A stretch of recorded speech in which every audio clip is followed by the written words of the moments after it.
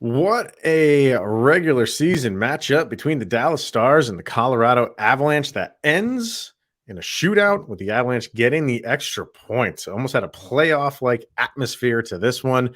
Avs get that extra point. They will play again later in the week. A lot to talk about with this game. A fun, exciting game.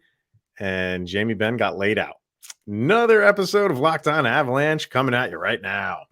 You're Locked On Avalanche, your daily podcast on the Colorado Avalanche. Part of the Locked On Podcast Network, your team every day.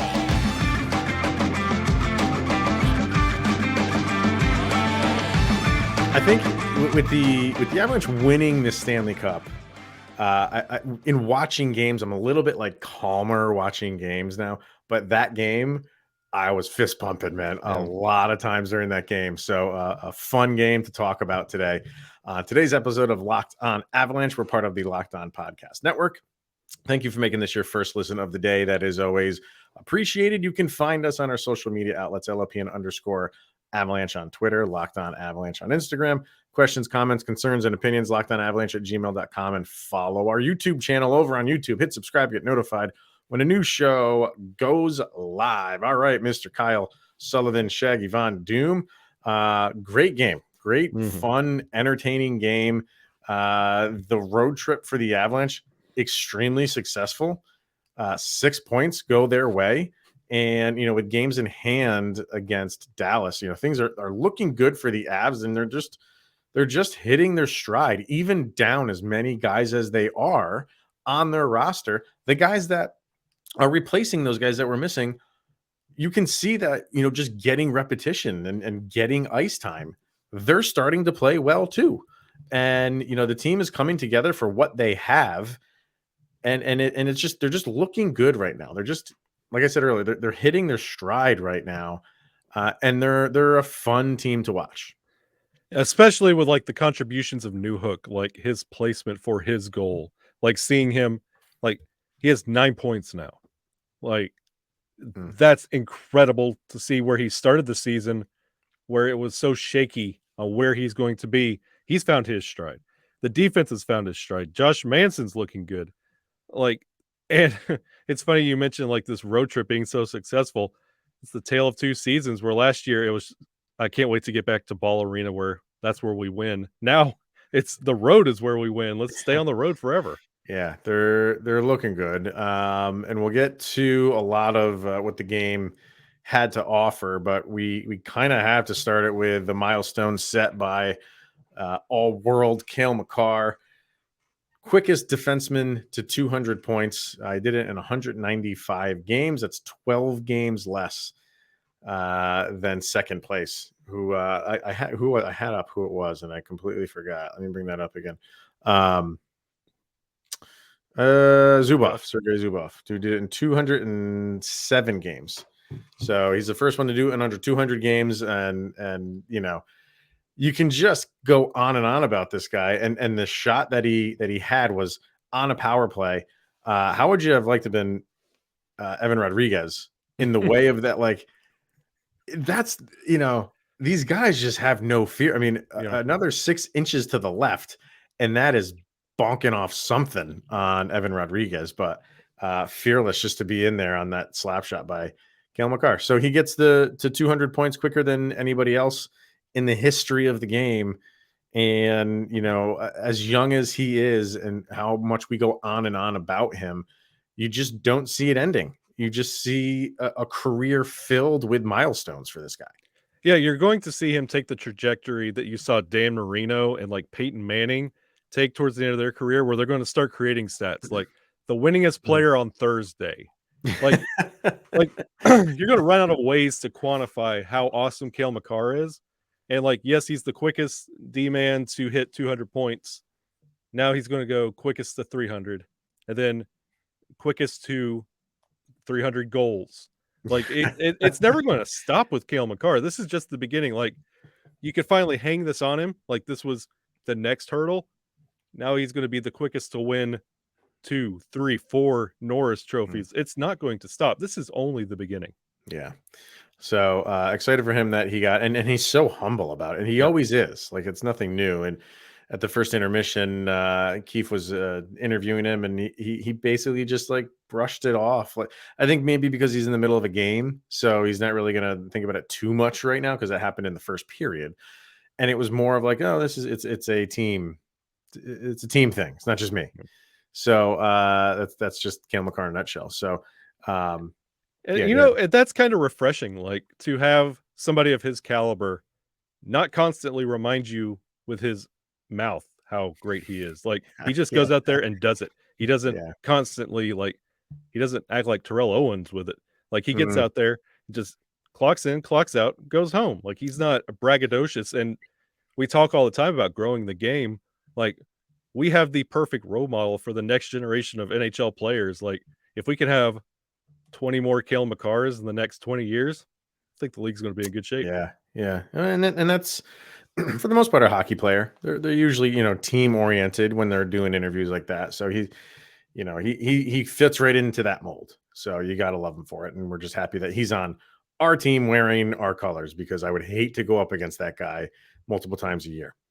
As far as the game goes itself, just a fantastic game to just sit and watch. And like I said in the beginning, like just because like the Avalanche won the cup, I am a little bit like calmer watching these games, but this one got me riled up, and especially the fight between Josh Manson and Jamie Benn.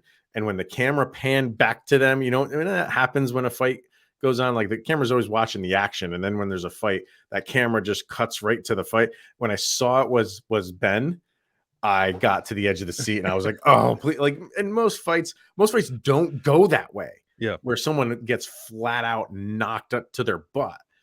You always have the grabbing and sometimes they'll go down to the ice and the rest split it up. But I was just praying for something like that to happen, and the prayers were answered because I'm not a Jamie Benn fan, and he's probably one of those guys that's like, if he's on your team, you obviously love him. But I don't like his game, and I think he's a cheap shot artist, and I'm just not a fan. So when I saw he was going to mix it up, and when I saw he was going to mix it up with someone who can stand up to him, I was praying for Josh Manson to do something exactly like what he did, and it had to get the Avalanche motivated because it got me motivated just watching it on my couch. And it's funny that it happened. I literally turned in a school paper Friday about hockey fights aren't just as prevalent as they used to be. And then Mm, fast forward to last night's game, not only was it a fight, it was Jamie Benn and Josh Manson. And mm. then if you told anybody, yeah, they got in a fight, you're like, oh, I bet you that was good, and I bet you Ben won. Jamie Benn Yeah, didn't have a chance. yeah. He looked timid. He Yes. looked like, oh man, like I mixed it up with the wrong guy. I didn't go pick on a peon. Yeah. I have someone who can go toe to toe with me, and I think he tried to throw a couple punches in there, but Manson had the drop on him, and then he dropped him Yeah. literally. It was so beautiful, so And, beautiful. I loved and it. you know, that might be a rallying point because we mentioned in yesterday's episode about the defense. Yeah, That's something that needs to be addressed and tightened up a little bit.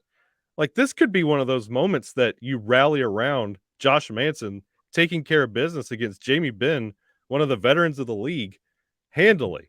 Like this is yeah. something that'll fire your team up for this long stretch that they're about to go into. Oh, I got it up on YouTube right now. If people are watching on YouTube, and it's just a thing of beauty because you watch a replay here in a second. Yep. Yeah. There we go. Ben is just skating around. He's not engaging. I just feel like that's the point. Let me rewind that really quick. Like in the very beginning, he see him skate around right there. Yeah. He's like, oh man, like who'd I get involved with here? And he's not going after him. And see that one right there? Yep. Manson flinched at him and he buckled. Yep. Oh my god, I love it. And like Man, it was funny because he starts out this fight with kind of like that Davy Crockett grin where he's yeah. like, oh, I know what I'm doing here. And then he quickly realizes, no, I don't. Wow. No, I love that. But look at his eyes. He's Yep. terrified. He is terrified. He does not want to engage with Manson whatsoever. He's just going to try to grab him and just kind of grapple to the ground. He's backing up the entire time, even right here. Like, he switches and he's still backing up. Look at his look at his mannerisms. He's leaning away from Manson. That's a guy that does not want to fight because he knows what's coming. And here it comes. Gone. Yep. Love it. Absolutely love that. Josh Manson to me gets the number one star, even though this game went into overtime in a shootout. But that was a thing of beauty. And he's such a sweetheart, and like to see him like do this, it speaks a lot to what he'll do for the team. Yeah. Yep. And with McDermott not in there, he's kind of got to be the muscle, because you don't want EJ to be the muscle anymore. He's too old. He's gonna break bones if he gets you can't do that, EJ. But Manson's got to play that role. Yep. And at least last night he played it to a T.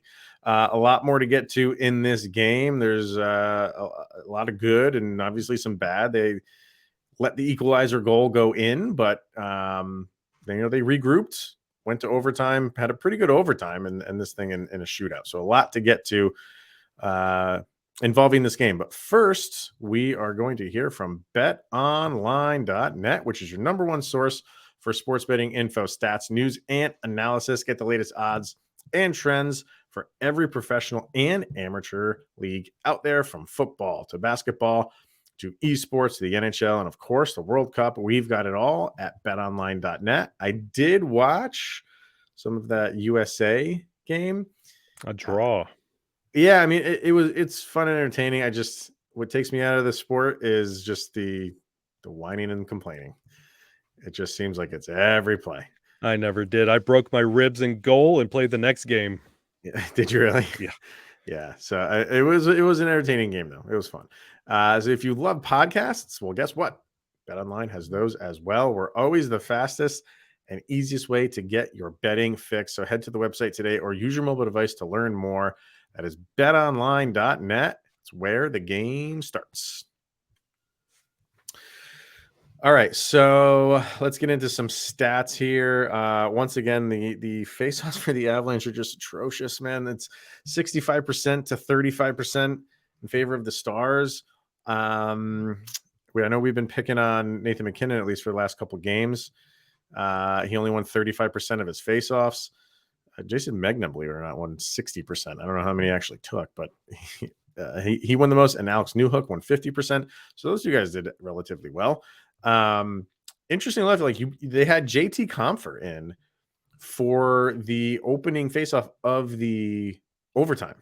Mm-hmm. And I thought it was going to be one of those things. Remember they did that last year with Nazem Kadri, where he would take the opening faceoff. If he won it, he would just go right to the bench. Right off. Yeah. And I don't remember who came in. Maybe it could have been Landeskog or somebody came in. And I thought that was going to happen.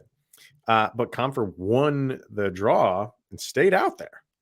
A little bit of a surprise. It was out there with Makar and MacKinnon. I mean, it didn't obviously harm them because, they didn't give up any goal, and he looked okay, but it shocked me a little bit that he was out there for that. And I know I saw a couple of the YouTube comments talking about like face-offs, this or that. Look at where we rank in face-off wins in the league.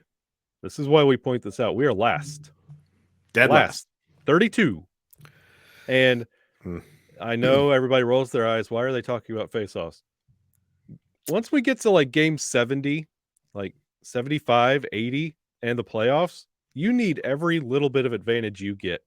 And with the penalty kill working the way it does, winning the face-off when you're killing the penalty, crucial. It only adds to the potency of your penalty kill.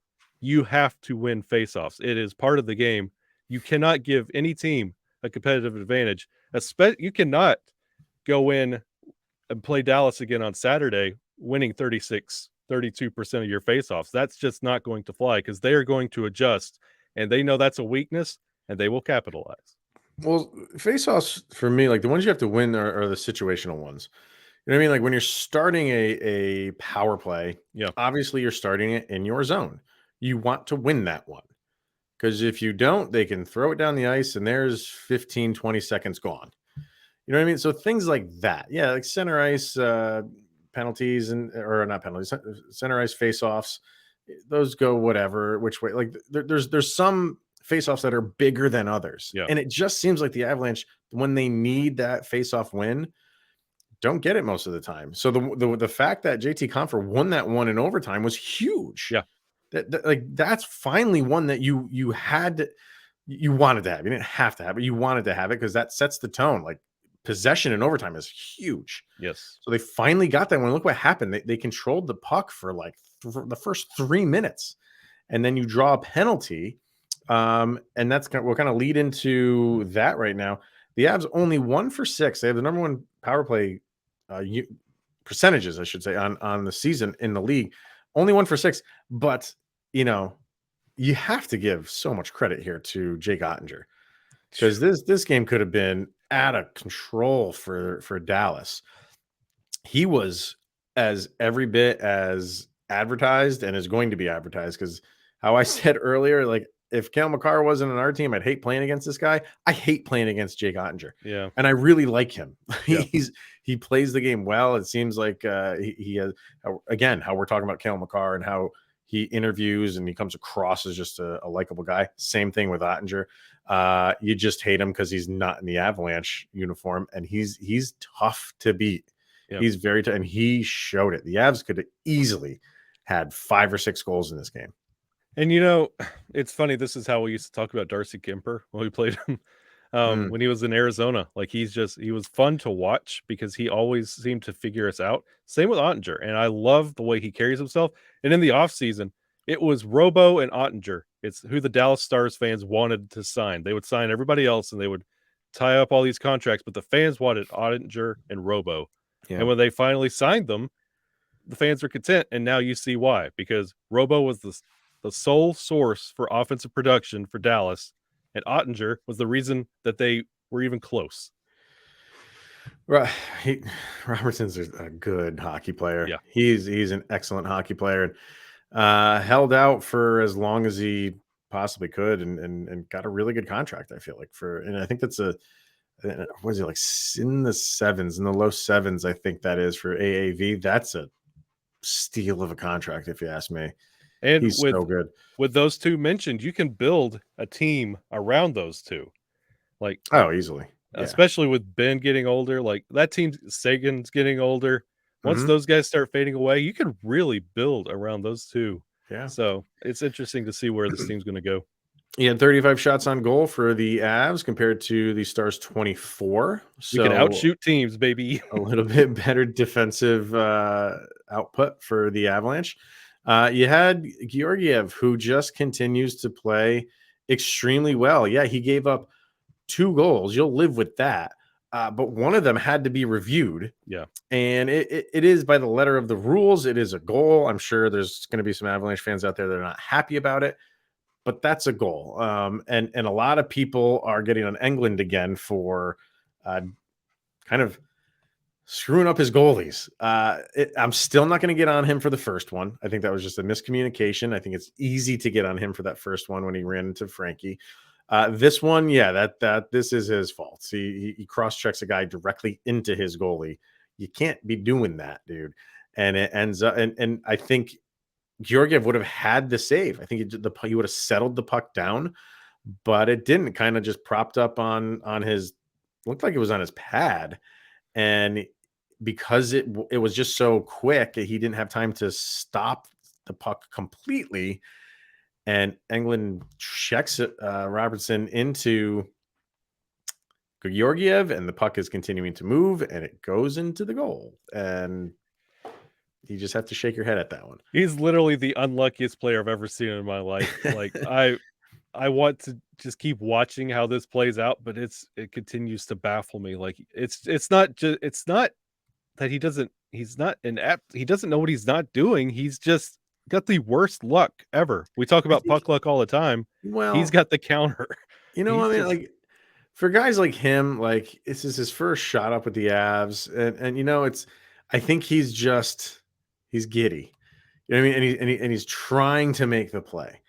And I think if let's say he's with the Avs for the next 3 months. Yeah. He's not going to make that play again because he's maybe a little bit more comfortable. I think he's trying to just to make a play to stop something from happening, and he's not going through his the end results quickly in his head. He's not doing it fast enough. He's just like, there's a guy in front of me, there's the puck, I need to stop him from doing that. but that's not the way to do it. So I'm not trying to defend him or anything. Yeah. It's an indefensible play, but I'm just saying, like, on the grand scheme of it, I think he might understand that his time with playing with the Avs at this level right now is short, especially with Sam Girard, who could be coming back next game. So he's gonna just go put out there and put out like this maximum effort, and that was effort. Yeah. It ended in a bad result, but he's just doing that because you got to go all out. And sometimes when you do that, you make mistakes like that. And that's what I was just about to say. Like, there's no answer to this, but would you rather have Englund, who is making mistakes, but he's involved in the play and he's trying, or JT Compher, who you have to struggle to find that he's out there? You know, he's out there. He's not doing anything good or bad. He's out there, but he's not contributing. Like, at least Englund's trying. Things are going wrong, terribly wrong for him, but he's trying. He's involved in the play. You're talking about him, whether it's good or bad, to quote Jack Sparrow. So you have heard of me. And JT Compher, you have to like look for him. So I feel like there was some pucks that were going into the Stars offensive zone that he had to chase down that he got to. And he didn't fumble it. And it was kind of a big moments where it's just him and a Stars forward one-on-one. And he just had to collect the puck and just not screw it up.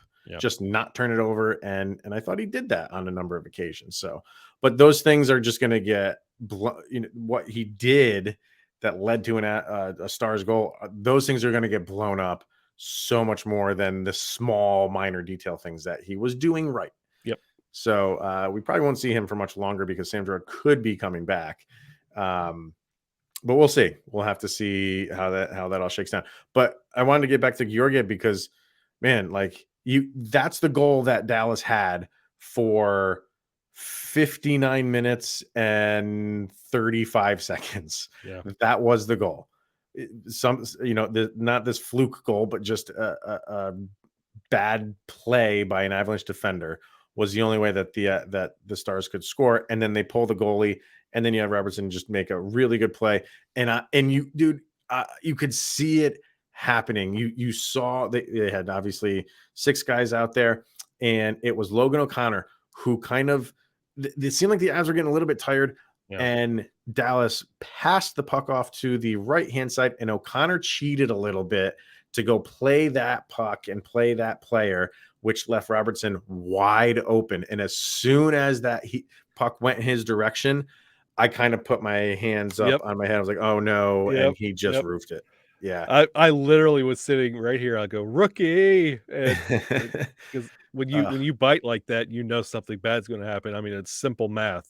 Like, you're in the wrong spot. So he was just out of position, and he just gave him too much time and space. And when you have a guy like that with that type of skill, he'll find a way to get it into the net. So, all right, we have a sound check to get to, and then we'll see what's ahead for the Avalanche after this 3-2 shootout win. But first, Simply Safe, and we're talking about Simply Safe. Why? Because it is the holiday season, my friend. Ho ho ho! Yeah, and we get a lot of gifts delivered to the house. I got a bunch delivered today, actually. No lie. Likewise. Did you? Yeah. I mean, we're going overboard for the kids this year, which, I mean, is the norm for me. Like I just feel bad if I don't give my. It doesn't have to be big gifts. No, I just want like little things. Because I just want I'd rather my kids open like 100 presents of like just a pencil, just so they can open something. But you get all of these gifts delivered to your house, and you have to be cautious because people are out there scouting the neighborhoods. And did you know that over the holidays, property crimes like burglaries and package thefts spike nationally?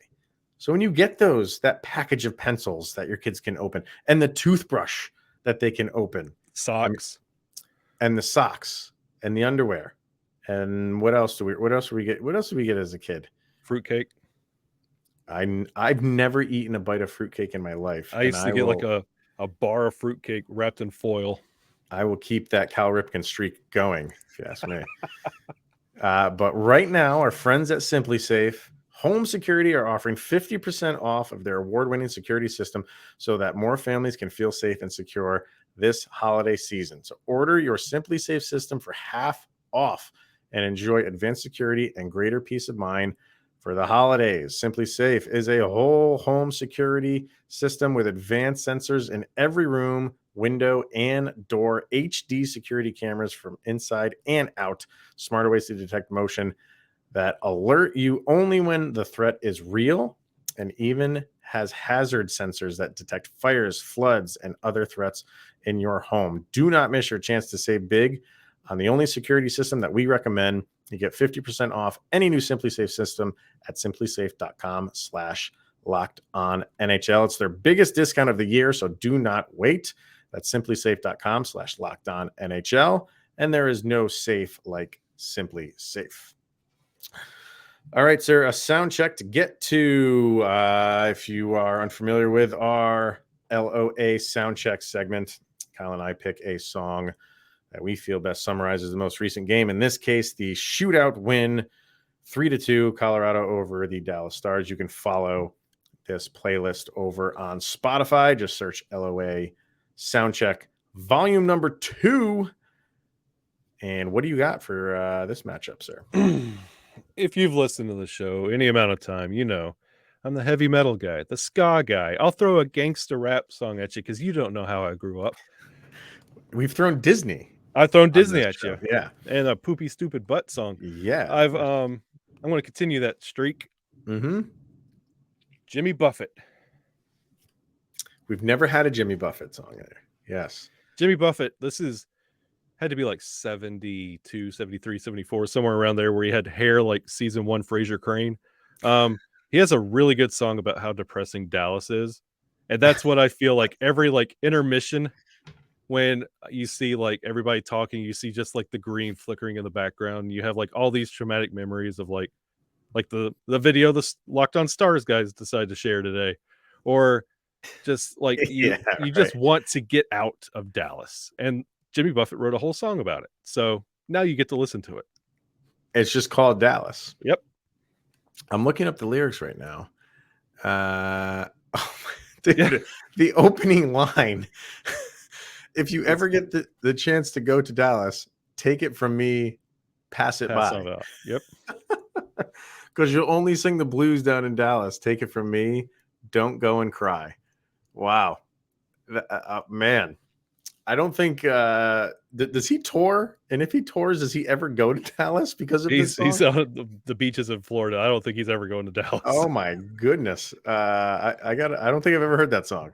It's good. So what you think a Jimmy Buffett song would sound like? It's not what you think of Jimmy. It's not like that typical like island style of song. Okay.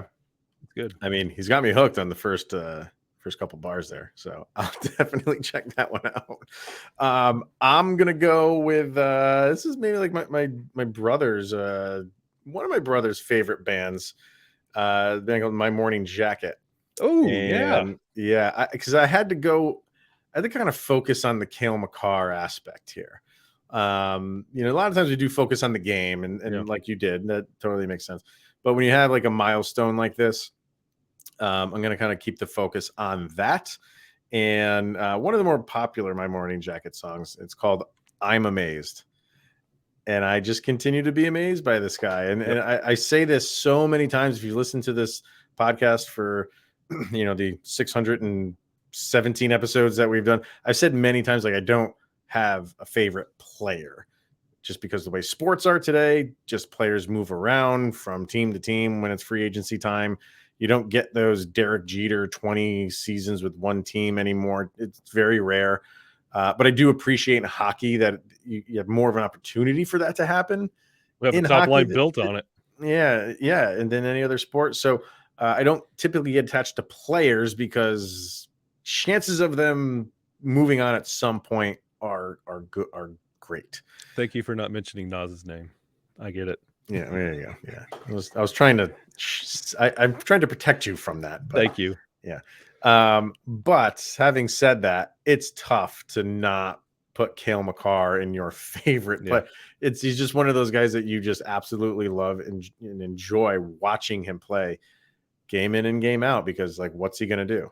Yep. He just he makes guys look foolish, and he breaks ankles out on the ice.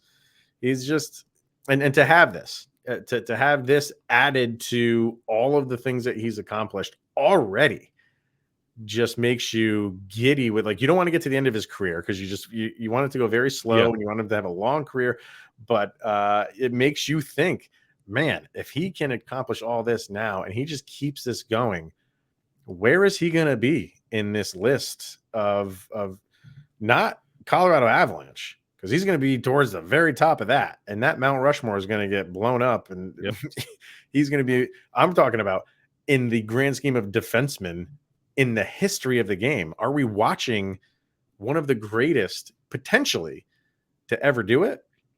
I don't think anybody could really say no to that. Yeah, and the course that he's on right now, like, let's say you live in Chicago and your Blackhawks are not doing great, or pick a bad team, insert team here, and the Avalanche come to town. You know your team's going to get beat down, but you're going to buy a ticket and go to the game just so you could say, I witnessed Cale Makar do this, because he has the potential of having a highlight or a record that night, every night. So you're going to buy a ticket, even if you have no affiliation with the team. If Cale Makar is in town, you're buying a ticket to go see him because he's that kind of talent. And if you are affiliated with the Avalanche and you're out of market and you go to those, like the games that we'll go to, the game I was just at in Carolina, if it's an Avalanche jersey, I don't know, I'm not going to say 9 times out of 10, because there's so many jerseys of, throughout Avalanche history that people are going to wear. But the number one jersey I think that you see now is Cale Makar over Nathan MacKinnon. MacKinnon was it for a little while, but Makar just busted on the scene last year, and he's the favorite. He for kids, for like little kids, like he is the Seth Curry. Yeah. Steph Curry. I said Seth Curry. The lesser Curry. That's what he is right now. So the kids love to watch him, and they're buying his jersey up. Because, like, if you were in Dallas, you see all those Sagan and Benn jerseys. If you're wearing that out to the mall and just a hockey fan comes up to you and sees that, they'll respect you if it's a Madonna jersey. But if they see it's a Benn or a Sagan, they're like, whatever, dude. Like, okay, get on. If you see a Cale Makar jersey out there, or even a Nathan MacKinnon, but Cale Makar is like on a whole different level right now. You see it, and you always hear, like, I respect that guy. Yeah. Like, you get the respect of not Avalanche fan bases, and that's not universal when it comes to hockey players and their talent. There's a friend of mine who his son is getting into hockey. Really good little, like, I think he's like 10 or 11 years old. He's been playing for a couple of years. This is the first season he has switched to defense. And why do you think that is? See, that's what I'm talking about. He wants to play defense now. So he's had and I keep going back to Curry and how he kind of like just reframed the NBA in making the 3-point shot. It's always been there. Well, it's not always been there. Been there for a long time, but just redefine the 3-point shot. Yep. And Cale Makar is kind of redefining defensemen, so much so that little kids want to take after this. He's not just a person like, oh, I look up to him and I admire him. I want to play his position. Yeah, is what the kids are saying. So it's a fun thing to watch, and like I said, just the fact that he's on our team, I don't take that for granted. We are cool. We are very lucky. Yeah, absolutely. So, all right, that is going to wrap it up for today, everybody. So a good win. You wanted to get the regulation win so you could get those 2 points while Dallas gets nothing, but you gain a point on them. That's okay. You still have a couple games in hand, I think, on Dallas. So things continue to look good for the Avs. Off on Tuesday, and then they're playing Wednesday night against, is it Nashville? Wednesday is Vancouver, and then Nashville on Black Friday. Okay, there we go. I had them mixed up. All right. So Vancouver back in Ball Arena too. Pretty sure on that. And Vancouver, at time of recording, is losing to Vegas. So we are going to catch them after going through the Vegas buzzsaw. So that might work to our advantage. All right. So yeah, but we will be back tomorrow. A interesting episode we're gonna have tomorrow. There was a really good article over on The Athletic, which we talk about a lot. They have like this rules courts, and people can write in to them on rules that they want to see, no matter how fantastical they are. So they came out with another article and some maybe rule changes that we could see in the NHL. So kind of a fun one that we'll have tomorrow, and anything else that might be happening in Avalanche land. So thank you for making this your first listen of the day, everybody. That is obviously always appreciated. He is Mr. Shaggy Von Doom, Kyle Sullivan. I am Chris Maselli, and this is the Locked On Avalanche podcast. We'll see you guys tomorrow.